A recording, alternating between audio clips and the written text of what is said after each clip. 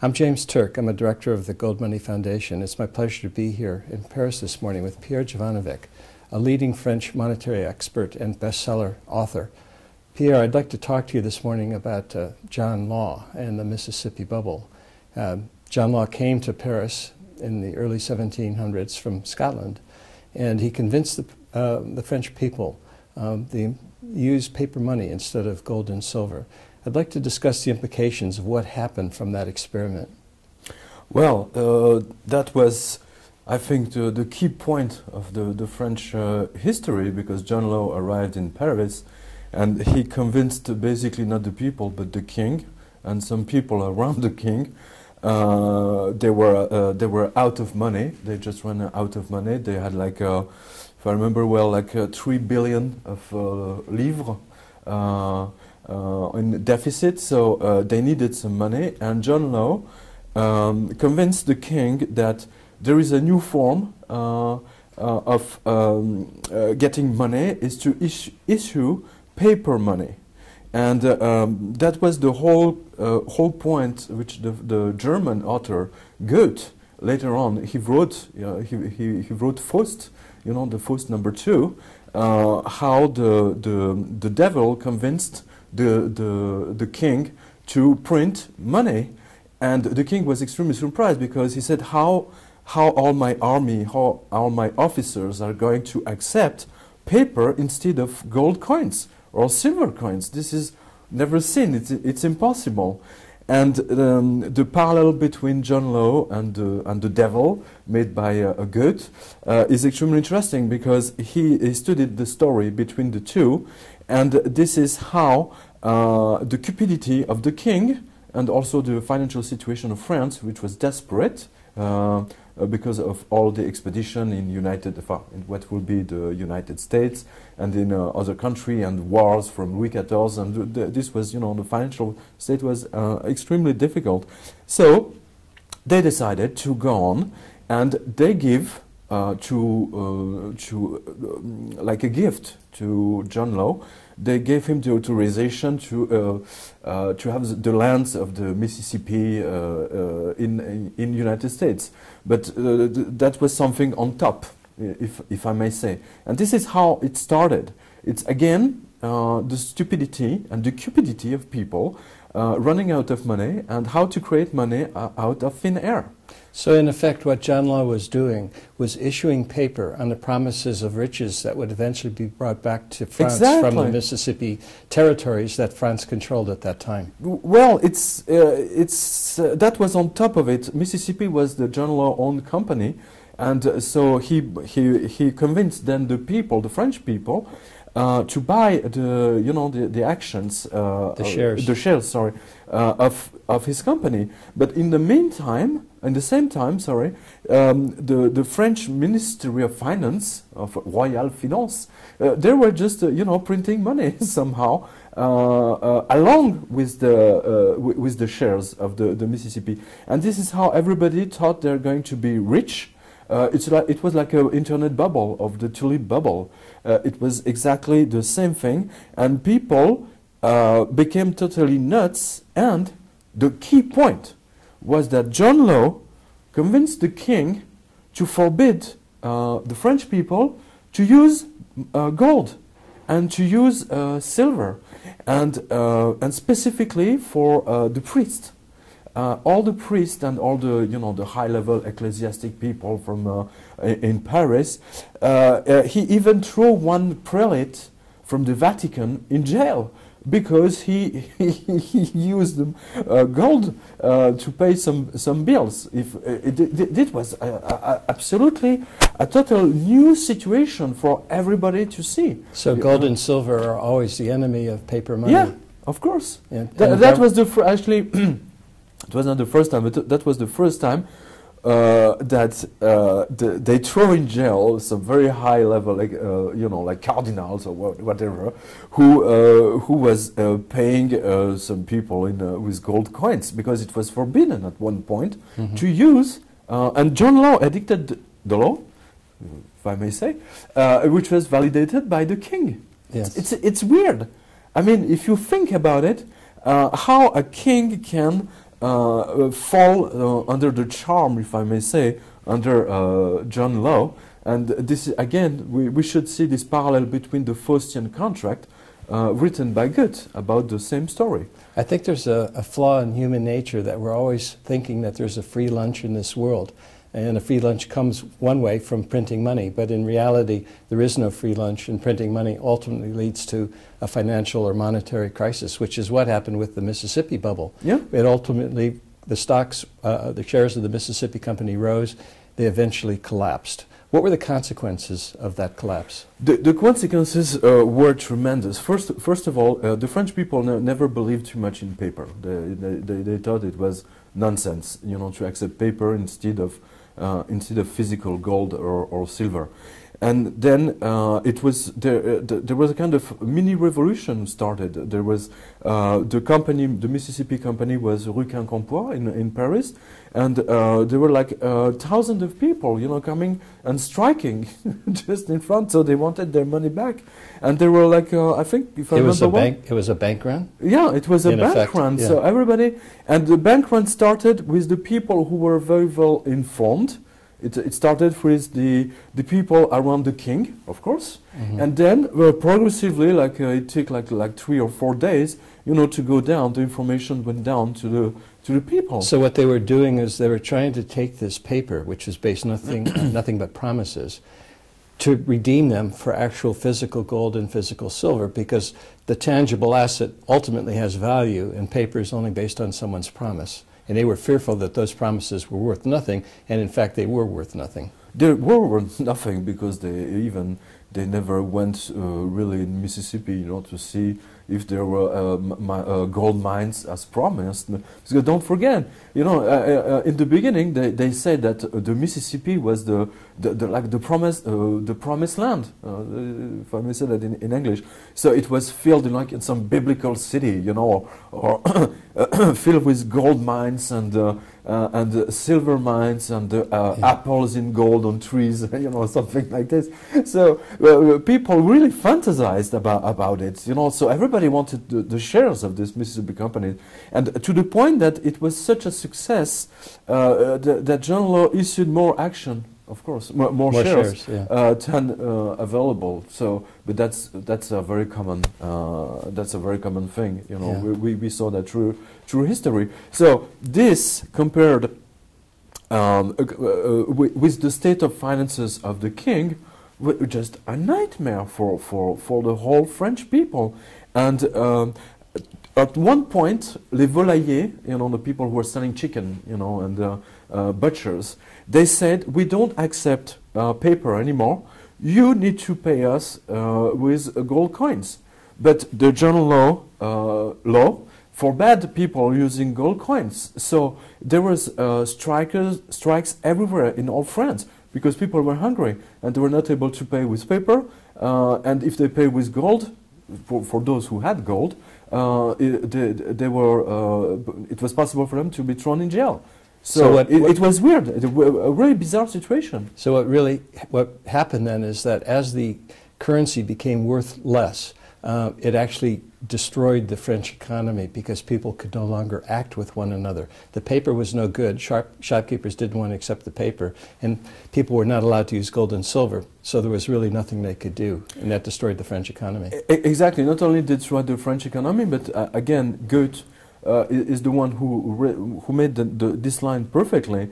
Is that he showed that the devil who convinced the king, you know, to use paper instead of gold coins, that ultimately everything the devil is giving is vanishing in thin air, as it was appeared from thin air. That's the interesting point, is that, as you say, you know, printing out of thin air, but it's disappearing. So the whole economy just exploded, and people came back again with the exchange of le troc. I don't know how to say that in barter. Yes. They came back to barter. Back to a primitive economy. Yes, of course, that was the only situation. And progressively, this was the key point of the French history who led to the French Revolution, ultimately. Because the people saw just, it's always the people on the top, you know, who decide who take the decision to destroy their own lives, and specifically the money. Before the bubble, John Law did a couple of things, as you've explained. He outlawed gold and silver, kept on issuing shares. There was also a lot of propaganda, as I've read, in his book, Extraordinary Popular Delusions and the Madness of Crowds. Mackay wrote that they took prisoners out of prison and gave them shovels and walked them through the streets of Paris, saying that they were on their way to Mississippi to dig up the riches. In a day before the modern mass media and newspapers, exactly. That's how rumors used to get started and how propaganda was done. That's the pure propaganda. I mean, the propaganda, contemporary media propaganda is not very new. We can see that specifically during this period, but we can see it also on the Roman period. As you remember very well, there was some, I don't remember his name, this Roman emperor who started to, because he didn't have enough silver to make coins, so he started to mix up the silver with copper or whatever, and people lost faith in the economy, and this is how the whole thing just get ruined. Debasement of the currency. So the debasement of the currency, but in the same times, the emperor was the first one to use the coins, and he went on the streets of Rome, saying that he was using these coins. So after the same thing. After the collapse of the Mississippi bubble, what was the impact on the French people? Was it throughout the entire country or just within Paris? No, it was definitely throughout the whole country, because don't forget the law. Who forbade the French people to use gold coins and silver coins were extremely active, and people all over France were thrown in jail. And at the time, jail was very specific, so it was really a nightmare. So people were really scared because everybody went nuts. There was just this anger against the politicians. We cannot use the term politician because at the time it was the aristocracy, the monarchs, the monarchs who were there. But the anger of the people was already there, and this anger is going to be demultiplied, and which will give not only the French Revolution, but also the terror period. 3 years later, when they will take everybody and just send them to the guillotine. So this is. It's like a maelstrom of anger, of people who have been stolen from their wealth for which they worked all their lives. So the conclusion was that John Law bankrupted the country, bankrupted the monarchy, ended up fleeing France in disgrace. The point is that he fled. He was disguised in a woman. At the time, for a man to be disguised as a woman was, the ultimate insult. The ultimate insult. So this is how he fled. He left Paris, and I think he died in Venice, or if I remember well. So yeah, I mean, this was pathetic. It was a strange part of history of France. And the French currency, the livre, was also destroyed. Basically everything destroyed, but again, people went back to gold coin and silver coins. So the economy started to run again, because the French people were not stupid. They just took, when the law who forbade them to use gold coins and silver coins, so they dig a hole in the garden and they just put everything in it, and they were waiting, waiting for the law to change. Exactly, to allow them the to same use thing gold and silver happened again. during the Second World War. Yes, exactly the same thing. Pierre, what I find fascinating is that the impact of John Law was felt throughout the country. France, the economy, the currency, families throughout the country were, really hurt by the experience with John Law and the failure of the Mississippi Company and the collapse of the Mississippi bubble. But just a few generations later, 2 generations later, they went through the same experience again in 1790. The monarchy had accumulated a lot of debts, and it looked like paper money was again the answer to all of their problems. But what happened? Well, that's quite different, because this whole John Law stuff led to basically to the revolution, off of their heads, period. And we start to see that basically today, off with their heads. So they just started to cut their heads in 1789. So when the revolutionary took the power, and they were confronted by the lack of money in the bank, the Royal Bank, of course. There were like 3 or 5 billions of pounds, because the franc was not in usage at the time, of deficit again. So this deficit, was generation to generation. And Talleyrand was a French deputy, MP, had this genius idea. So because they were lacking money, so we need like, well, let's say we need like 5 billions, okay, $5 billion. So how are we going to get them? Because if we don't find this money, our revolution will explode also. So there will be nothing left, and people will be by their own. So to keep their revolution going, Talleyrand had this genius idea, if I may say, said, we're going to take everything which belongs to the Vatican. And as you know, the Vatican at the time was extremely powerful. The Vatican, just the Pope, hold almost half of Europe. He hold half of Italy, part of France, something in Germany and some other country, and Spain, of course. So the Vatican was extremely powerful. They hold part of south of France, Le Vaucluse, for instance.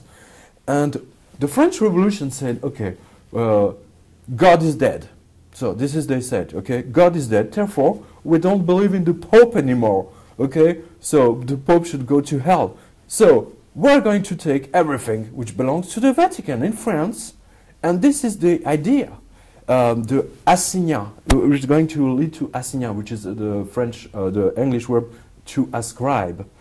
And they had this they invented this extraordinary thing, which is in French just la caisse de l'extraordinaire, la caisse de l'extraordinaire, which in English, which is the extraordinary cash register. You can make that up. I mean, and this extraordinary cash register was made to sell everything which they take from the Vatican. So they confiscated the land from all everything, from the buildings, from the Vatican churches, people, and everything. Everything. And they created this assignat in order to sell all of this property to raise money to pay for the deficits. Exactly. So they say you can buy everything, and but to buy it you need to buy first the paper, the assignat, the ascribe, so for you to be able to get the lands and the property or whatever. And this drove people nuts because they were so happy, finally, to destroy everything the church has done at this time. And the situation of the church was very, very peculiar in France, because there were some very high prelates, cardinal eminences and all this, who were like rich, like they were like billionaire. They were like Warren Buffett at their time. And the priest in the lost village in the middle of France, who almost had barely anything to eat. That was very, very strange. So the revolution put everything down, and they started to sell everything which belonged to the Vatican. The Pope went berserk in Rome, so he just went nuts. And the French will be able to buy everything with this paper, which was worth 100 livres in the beginning. So that was the beginning of a new paper currency somehow. So it was not a paper currency in the beginning, because it was even, they gave some interest on it. The French government was giving interest before realizing that it was such a good idea that they just transferred it in paper money. And we started all over again. But weren't there anybody, who had in living memory from 70 years before the problems that occurred with John Law, or hadn't they learned that from their parents or grandparents, that easy money was not the answer to their problems? No, because initially it's the assignat, the ascribe money, was not introduced as money. It was introduced as for you to be able to buy, let's say, this apartment. which belonged to the Cardinal of Lille, you know, I see. and you buy it for nothing. So people Basically, were, if it was worth, like, let's say, $10 million, you were able to buy it for 2. I see. That was the whole point. So everybody just rushed to get this paper, assignat, because they were able to get to buy the lands for nothing. But then the So assignat again, started. it's a free lunch. Yeah, I understood. The assignat then started circulating as currency. Yes. And that's where the problems really became complicated. As again, the assignat was such a good idea, was such a success that the French government at the time, the revolutionary government, so they closed all the churches, you know, and they introduced, you know, this new currency, which was like guaranteed by the property of the church, which will be sold to the French people. That was the whole point. And the idea is that, of course, they sold more paper money than property available. We're back again, you know, to cupidity and government just, you know, printing money out of thin air. Yeah. I mean, it was just in 7 years of between 1789, 89, and it was dead. The assignat was dead in 86. Yes. 1796. 96, right. Yeah. The French government refused to accept reality. The reality that they had no money, that they had a huge debt, and rather than going back to gold and silver and proper sound money to rebuild the economy through hard work and accumulation of savings, they tried to go the easy way with printing paper money, ultimately printing paper money after the assignat. It was a scheme, much like John Law was a scheme. It was a scheme, but it didn't, psychologically, it didn't start like a scheme. Actually, even the French government didn't realize that the idea will have such a success.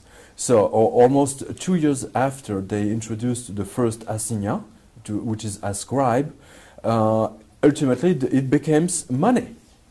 And then the whole thing became even worse than the John Law affair. I see. So it was even bigger. With a bigger impact on the economy and the French people. So I see they started down this road without really recognizing the implications of where it would eventually turn, which was paper money, and the continuing issue of paper money until the currency was ultimately destroyed. Well, for the French government, the revolution, don't forget, it was a revolutionary French government, and for them, the most important was to control everybody. And it was also the important to control the money. It was you had a law again, which forbade to French people to use gold coins and silver coins. Exactly like 50 years before. It was weird. The same mistake were made, but they didn't care. And every French people who accepted gold coins could be thrown in jail again. So the government, instead of turning to free markets and sound money and the right of individuals to contract with one another, it once again ultimately turned the wrong way, Exactly. which was control, fiat currency, and force. Exactly, because they can do whatever they want. If you can imagine, in this law they introduced, if a French ask another French, how do you pay? Do you pay with assignat or do you pay with gold coins? Just the fact that he asked the question was passible of jail. Hello? Yeah. I mean, this is nuts.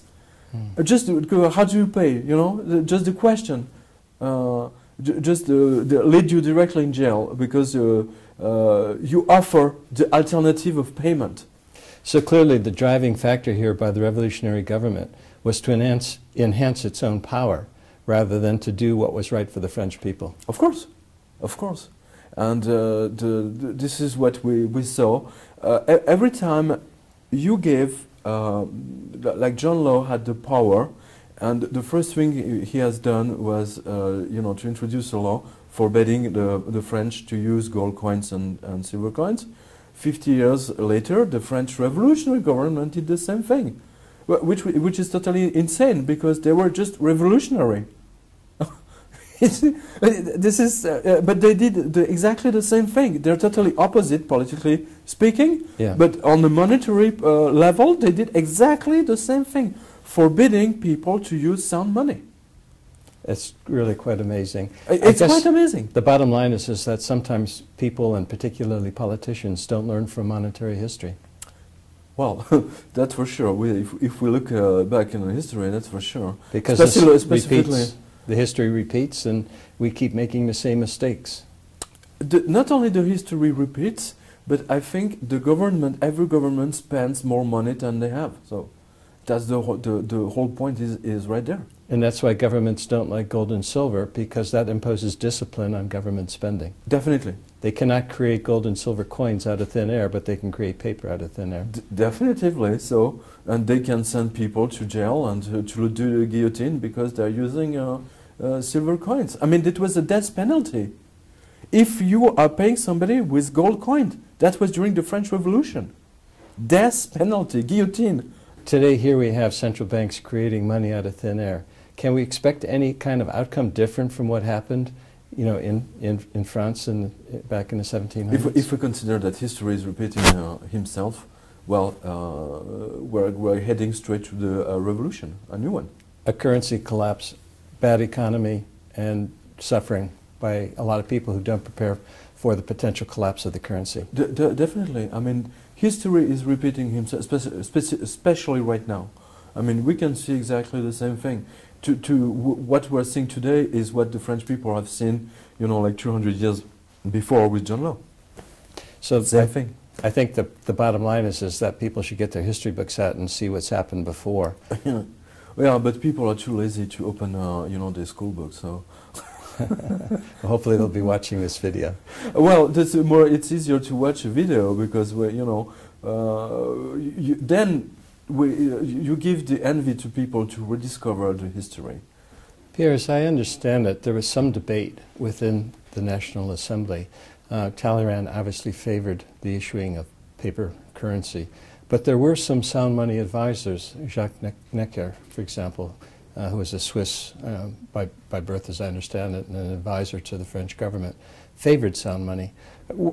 How detailed were these debates, and you know, how did Talleyrand eventually win? Well, Talleyrand won because it was mostly an ideological, a political thing. The whole point, don't forget, don't ever forget that this is very important to understand the French and the French Revolution. French people killed God in 1789. That's the whole issue. So some of them, yes, they were for sound money, etc. But the real political, ideological was to get rid of the influence and mostly of all to take the possession of the Vatican, of the Pope. So to kill the influence of the Pope in France. That was the whole issue. And the debate was, you know, it was hard, but it was won, you know, even before it started. Because the main idea of the French Revolution is to off with their heads once for all. Because they abused the people for 2,000 years. You know, even aristocrats and priests. That is why so many priests went to the guillotine. You know, they just didn't cut the heads of aristocrats. And royalty. They cut the head of mostly, you know, priests and cardinals and everything. That's the whole point. So once Talleyrand said, "Listen, we have enough money, you know, with all the church possession, you know, and we just can sell them, you know, and we can make a currency on it." Because we need between 1 and 2 years to sell the whole thing. It was considerable. It was a huge. The church had huge possession in France. So you know, the debate was maybe publicly, you know, very hard, but behind the scenes it was done. You know, it was just like like today, you know, sometimes you have public debates which are, you know, which seems to be very heated, but behind the scenes it was done. So in effect, they were taking the easy answer, the easy approach to solving some of their problems.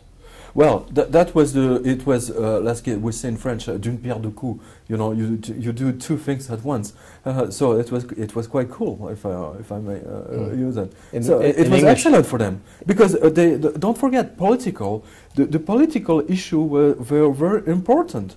You know, you not only show the people that you can cut the heads of all these royalties, but most of all, you cut the heads of all the priests, and there was no, you know, angels coming out of the sky, you know, with a vengeance on the French people and the revolutionary. That was the whole point, is to show that the divine vengeance was not there. So Talleyrand won the debates, but didn't he also promise that the amount of currency that ultimately would be issued would be limited? Oh, of course. That was the whole point. It was limited to the value of the church possessions. And that, in effect, sort of made the arguments by Necker and his contemporaries, his advocates, seem less important, because there was only going to be so much paper put into circulation. Well, initially, you know, don't forget the assignats were you know, for 1 year, 1 year and a half, you know, the French government was giving interest on it, and it was limited. So that's why it was a tremendous success. Okay. And then the French government was lacking of money, and so it was such a success that they transformed the assignat in currency. And at that point, for 7 years, it went for £100, or let's say $100. You know, the paper. Yes. It went to in 7 years, it went to 0.50 cents. Yes. And just in 7 years. So they broke their promise. Instead of limiting the amount of circulation, they went to increasing amounts of circulation. So maybe after the first year they did another one, and then after 6 months. Exactly. So exactly like the Mississippi, like the John Law stuff. It was exactly the same thing. So they just, you know, it's always very easy for government just to use the printer and to print money. Yeah. So by the end of the, near the end of the currency, Clavière was basically printing every week, every day. Yes. So they were printing, and they come to this famous day on Place Vendôme to stop the whole thing, because the people were bankrupt again. So they took all the machines and they just burned them in front of the public, Place Vendôme. And there was the directoire and they say we will go back to a new money. We're going to use I mean, it was not the French franc immediately. It was le mandat national, which was a new form and which lasted just 1 year. Yes. Just 1 year, because paper cannot be used. You cannot use paper as money. Where did the law of the maximum come in? Did it come in just before the collapse, as the collapse of the assignat as it was depreciating? It was exactly. I mean, exactly with John Law, if I remember well. I don't want to. I'm not pretty sure about that, but I think it was 1 year after it started to be a currency, because people tended to not trust. So the people who were selling bread and meat and everything, they tend to ask for gold and silver coins, and then so the whole thing was biaised, and so the French government issued a law saying that if a merchant asks you, how do you want to pay? Do you want to pay in assignats, or do you want to pay with gold coins or some coins? So just the fact that he's asking you the question was leading him directly to the guillotine. Oh. So they installed also the maximums, you know, but the maximums were always installed since Rome, so that's nothing new. So the maximum was essentially a form of price control, where the shopkeeper could only charge so much. But it never worked, like it never worked during Rome. But he would be forced to accept currency which was worth less than the goods that he was going to save. So the shopkeeper closed up shop rather than accept the forced currency. Exactly like it was during Néron and all this Roman emperors who started to mixing up silver and copper. And that destroyed the economy even worse than the currency collapse itself. Exactly. History is keeping repeating himself. Yeah. So ultimately, when the assignat collapsed, we went into what was called the mandat or the mandat. Mandat national, if I remember. And it only lasted 1 year. 1 year. But it was also a form of paper currency. Definitely, it was just only plain paper. Yeah. There was you didn't even have some church property to back up the money. So that's amazing. You know, it was just the trust of the revolutionary government, and nobody trusted it anymore. Yeah. And that, given the fact that it lasted only 1 year, what came in after that? So after that, everybody realized that they need to have a sound money. So they came back ultimately to the franc, le franc, and they used an artist, a marvelous artist, Augustin Dupré, who designed the new coins in silver and mostly in gold. So they came back somehow to the gold standard. Was this the Napoleon d'Or? I beg your The pardon? Napoleon d'Or coin? Or did that come later? No, it came later. First of all, you had Athena, the goddess Athena, and Hercule on the coin, and Venus, and with the revolution on the other side. And then after they started to put Napoleon's head on it, and I have one with me. I can show it to you. So the gold coin basically came back as the standard for French currency. Yes. In 1797? Yes. And Just after all these tests and tries. So France was back on the gold standard. And how long did that gold standard last? So the interesting point is that it lasted until the French government decided to go in war with the Germans during the first World War. So it lasted from 1797 yes, until 1914. And August exactly the 14th of August 1914. And that gold coin in 1914 basically had the same purchasing power it did 200 Yeah, years. basically it didn't change. Yeah. So the interesting point is that mostly even when Napoleon made his wars, and the first thing he was doing, of course, in Austria, in Italy, in Spain, you know, just where's the gold? You know, so he kept, you know, he took not only the gold but also the statues and everything. So we see that. So it's but the gold currency was they didn't have problems, money problems at the time. It started all over again in August of 1914. When the French government decided to go to make war against the Germans, and they saw that they didn't have enough money to pay everybody, all the soldiers, so they stopped the gold standard. They stopped paying officers and soldiers with gold coins and silver coins, and to start again all over again with paper money. Napoleon is famous for saying, in terms of paying his soldiers, that he would pay them gold or nothing. Exactly. And that's why I think soldiers were loyal, because they were always paid gold. When new currency is issued by a government and they start printing, who benefits from that currency? Oh, it's always the people who are close to the king or to the governor of the bank or the Minister of Finance. Always. I mean, we can see it with the John Law, you know, the king and all the aristocrats around the king.